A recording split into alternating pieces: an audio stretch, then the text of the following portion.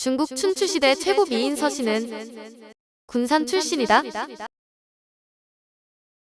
서해에서 금강을 거슬러 올라오면 서시포라는 큰 마을이 펼쳐지는데 배가 머무는 곳으로 충청도 강경의 황산촌과 더불어 금강에서 이름난 마을로 불린다. 서시포라는 이름은 옛날 중국 월나라의 미인인 서씨가 이곳에서 태어났다고 해서 붙여졌다. 실학자 이중환이 저술한 택리지 전주부의 한 구절인데 월나라의 미인 서씨는 전한 왕소군, 후한초선, 당나라 양귀비와 함께 중국의 4대 미녀로 꼽힙니다. 널리 알려진 대로 서씨는 춘추시대 말기 오나라와 월나라의 전쟁사에 등장하는데 오나라에게 망한 월나라 왕 구천의 충신인 범녀가 서씨를 데려다 와신상담의 주인공 오나라 왕 부차에게 바칩니다. 부차가 그녀의 미색에 빠져 정사를 게을리하게 되자 마침내 범녀는 오나라를 공격해 멸망시키는데 서씨는 그 후 부차에 대한 죄책감으로 강에 투신해 자살을 했다고 합니다. 그런데 서씨가 과연 한반도 남부 태생이었을까가 의문인데 서씨가 살던 기원전 5세기 한반도 남부 지역은 역사의 여명이 밝아오기 전의 상태였습니다. 북부와 요동, 요서 일대에 고조선 영향권에 있었지만 부족국가 수준을 벗어나지 못하고 있었는데 그녀가 정말 한반도 출신이라면 어린 나이에 왜 황해 맞은편 중국 양쯔강 일대까지 흘러 들어갔던 것일까요?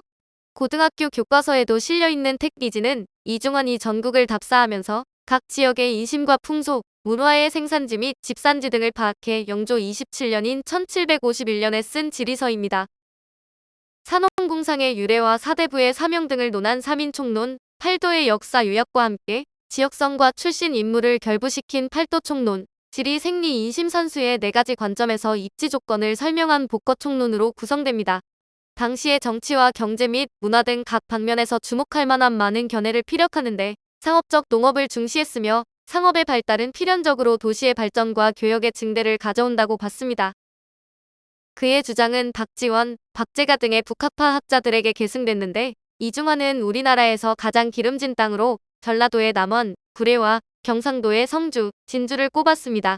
오늘날 이들 지역은 주요 교통로에서 벗어나 상대적으로 발전이 더디지만 조선시대에는 땅의 기름진 정도가 고을 발전의 척도였습니다.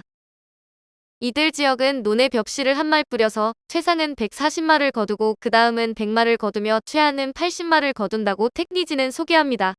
기름진 땅에는 인걸이 몰리는데 사드 배치로 논란이 일었던 경북 성주에 대해서는 고려 때부터 이름난 사람이 많았고 조선 왕조에 이르러서는 동강 김우옹, 한강 정구가 모두 이 고을 사람이라고 했습니다.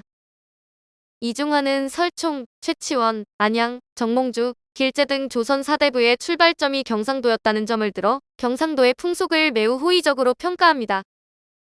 조선 왕조에 와서 선조 이전에는 국정을 맡은 자들이 모두 경상도 사람이었고 문묘에 모신 사연인 퇴계 이황 회제 이연저, 한강 정구, 일두 정여창도 경상도 사람이다.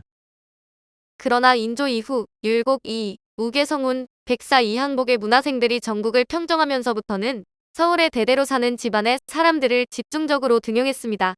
경상도에서 최근 100년 동안 정이품의 정경이 된 자가 2사람, 종이품의 악영이 4대 사람이고 정승이 된 사람은 없었습니다. 지금은 공업도시가 된 구미에 대해서는 조선 인재의 반은 영남에 있고 영남 인재의 반은 일선에 있다면서 그래서 예부터 문학을 하는 선비가 많다고 소개했습니다. 조선 살인파의 종주인 전필제 김종직의 학문이 그의 부친 김숙자와 김숙자의 스승 야은 길재에서 비롯된 것을 이르는 말로 길재와 김숙자가 모두 구미에서 출생했습니다. 전라도는 신라마렵의 이 지역을 차지한 후 백제 견훤이 고려 태조와 여러 번 싸워 자주 위태한 지경에 빠뜨려 고려시대에 차별 대우를 받았습니다. 고려 태조는 견훤을 평정한 뒤 차령 이남의 강물은 모두 엇갈려 흐른다며 차령 남쪽에 사람은 쓰지 말라고 유언한 뒤로 벼슬한 자가 드물었지만 조선 왕조에 들어와 금령이 느슨해졌다고 강조했습니다.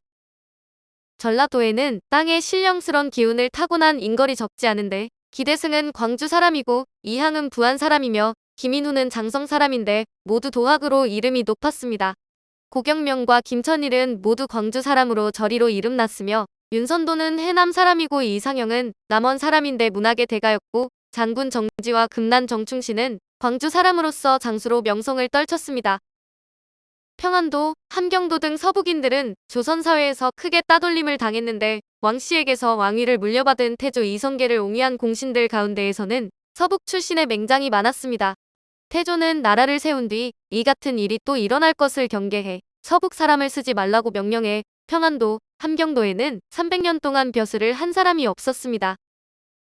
혹시 과거에 옳은 자가 있다 해도 종호품 현령 정도였고 서울의 사대부들은 서북 사람과 혼인하거나 벗으로 사귀지 않아 서북 양도에는 사대부들이 없어졌고 사대부들도 그곳에 살지 않았습니다. 택리지에는 각 지방에서 전래되는 다양한 이야기들도 담겨 있는데 정유재란 때 적의 예봉을 꺾은 인물은 명나라 장수인 경리 양호입니다. 적이 남원에서 전주를 거쳐 북쪽으로 올라오자 양호가 평양에서 한양까지 700리를 이틀 만에 달려왔고 다시 천안까지 내려와 왜군과 맞붙었습니다. 원숭이를 태운 말을 적진에 풀어 혼란해진 틈에 철갑기병으로 적을 크게 무찔렀고 들판은 시체들로 뒤덮였다고 합니다. 외적들이 우리나라에 쳐들어온 뒤부터 그때까지 그와 같은 승리는 없었으며 들에서 밭을 갈 때 지금까지도 창이나 칼 따위를 줍는다고 택리지는 논평하지만 이후 양호는 무고로 소환되면서 우리의 기억에서 잊혀집니다. 인조는 반정 이듬 해인 1624년 일어난 이괄의 난으로 충청도 공주까지 피난을 가다 나무 두 그루에 기대어 쉬고 있는데 서울에서 온 군사가 관군의 승리를 아뢰었습니다.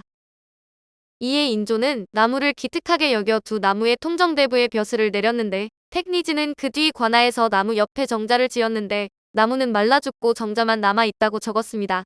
원나라 지배기에 우리나라가 중국인들의 귀향지로 활용되기도 했는데 원나라 문종은 원나라의 마지막 임금인 순제를 대청도로 귀향 보냈습니다. 순제는 집을 짓고 살면서 순금으로 만든 부처를 모시고 매일 해가 돋을 때마다 고국에 돌아가게 해달라고 기도했고 후일 귀국해 임금의 자리에 올랐습니다. 순제는 장인 100명을 보내 해주 수양산에 큰 절을 짓게 했는데 이것이 신광사로 웅장하고 화려하기가 우리나라의 으뜸이었으나 화재로 불타버렸다고 합니다.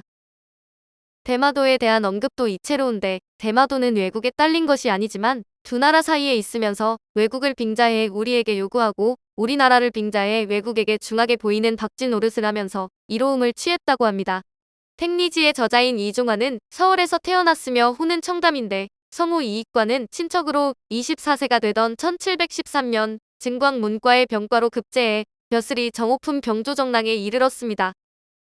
그의 집안은 남인이었으며 경종 제위 시 국왕 시해 사건을 고변해 다수의 노론 인사를 숙청시켰던 목호룡과 친분이 있었는데 영조 즉위 후 노론이 집권하면서 그는 목호룡과 함께 처벌받았습니다. 목효룡은 옥중에서 죽어 효수됐고 이중환은 유배형을 받았는데 유배형에 풀려난 뒤 30년 동안 전국을 정처 없이 떠도는 바 그의 대표 저서 택리지는 이런 방랑의 결과로 나온 것입니다. 그는 영조 29년인 1753년에 통정대부, 절충장군을 동시에 받음으로써 명예를 회복했는데 죽기 겨우 3년 전이었습니다. 오늘은 춘추시대 최고 미인 서씨가 군산 출신이라는 택리지 이야기였습니다.